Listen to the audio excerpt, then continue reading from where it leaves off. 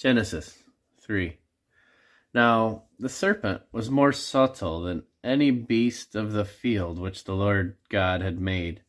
And he said unto the woman, Yea, hath God said, Ye shall not eat of every tree of the garden? And the woman said unto the serpent, We may eat the fruit of the trees of the garden, but of the fruit of the tree which is in the midst of the garden, God hath said, Ye shall not eat of it, neither shall ye touch it, lest ye die. And the serpent said unto the woman, Ye shall not surely die, for God doth know that in the day ye eat thereof, then your eyes shall be opened, and ye shall be as gods, knowing good and evil.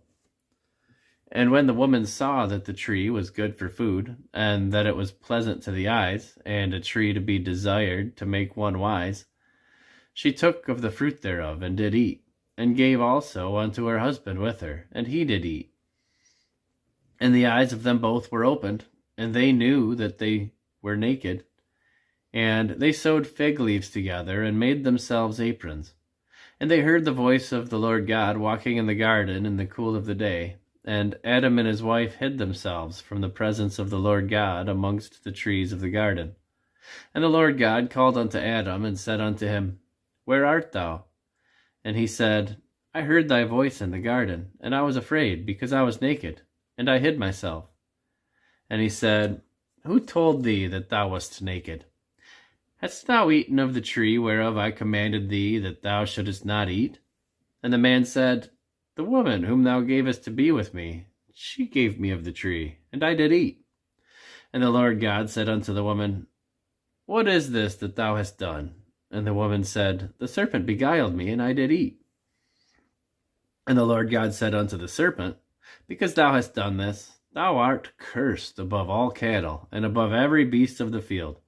Upon thy belly shalt thou go, and dust shalt thou eat all the days of thy life. And I will put enmity between thee and the woman, and between thy seed and her seed. It shall bruise thy head, and thou shalt bruise his heel. Unto the woman he said, I will greatly multiply thy sorrow and thy conception. In sorrow thou shalt bring forth children, and thy desire shall be to thy husband, and he shall rule over thee.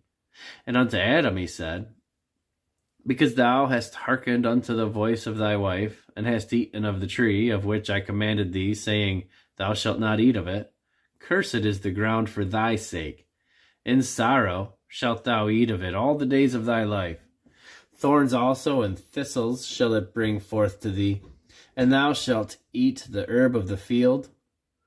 In the sweat of thy face shalt thou eat bread, till thou return unto the ground. For out of it wast thou taken, for dust thou art, and unto dust shalt thou return. And Adam called his wife's name Eve, because she was the mother of all living. Unto Adam also, and to his wife, did the Lord God make coats of skins, and clothed them. And the Lord God said, Behold, the man is become as one of us, to know good and evil. And now, lest he put forth his hand, and take also of the tree of life, and eat, and live forever. Therefore, the Lord God sent him forth from the Garden of Eden, to till the ground from whence he was taken. So he drove out the man, and he placed at the east of the Garden of Eden cherubims, and a flaming sword which turned every way, to keep the way of the tree of life.